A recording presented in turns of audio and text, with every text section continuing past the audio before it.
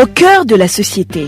Au cœur de la société est une émission préparée en synergie par les radios Inzamba, Agateka Kawe, Radio RPA, Ijuya Wanyagihugu, ainsi que la radio-télévision Renaissance.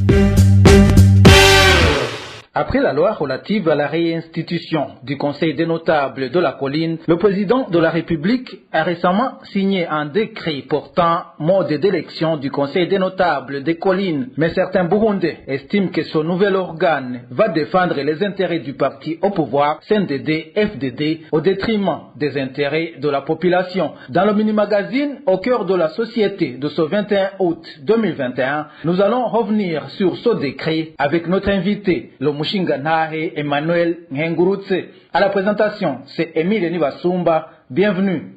Ce sont des habitants de la colline ou du quartier qui ont l'âge de voter, qui élisent les 15 membres du Conseil des notables, comme le stipule le décret présidentiel du 29 juillet 2021. Le Mushingantahe Emmanuel Nhengurutse se dit préoccupé par la mise en place de cet organe qui semble remplacer l'institution des Bashingantahe.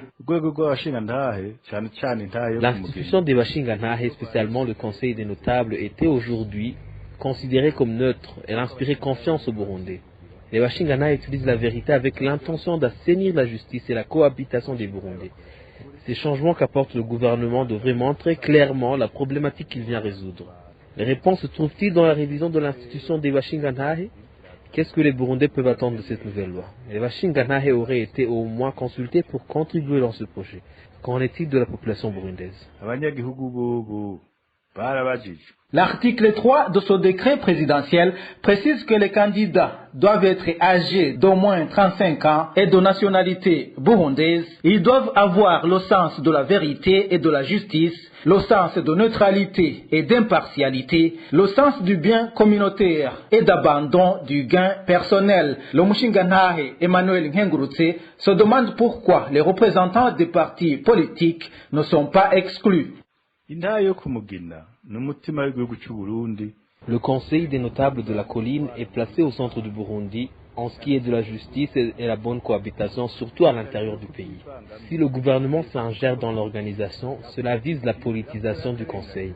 Sa politique de discrimination déjà instaurée dans la société burundaise, c'est ce que moi je crois. Se basant sur les profils de ceux qui vont se présenter dans ces élections, ils n'interdisent même pas ceux qui sont dans les organes dirigeants des partis politiques à se représenter. Ce sera une occasion d'intégrer le CNDD-FDD dans la continuité de la parodie judiciaire. C'est ma crainte. Au départ, le gouvernement avait annoncé sa volonté de relever le Conseil des notables de la colline. Est-ce que les élus seront considérés comme les fonctionnaires de l'État? Si c'est le cas, n'est-ce pas qu'ils seront dictés les décisions à prendre comme on le voit dans la magistrature?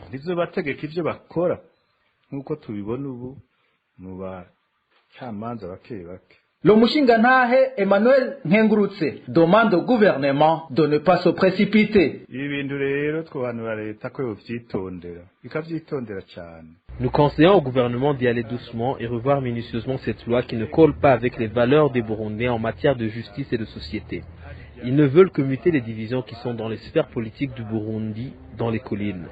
Le gouvernement devrait se concerter avec le Conseil des Bashingantahe et les élus dans les collines pour bien aider dans la relance de ces valeurs anciennes des Burundais qui sont à l'origine de l'unité des Burundais. Même l'accord d'Arusha avait prévu la réhabilitation de l'institution des Bashingantahe sans toutefois être au service de l'État. Pour espérer une justice, il faut qu'il y ait une indépendance.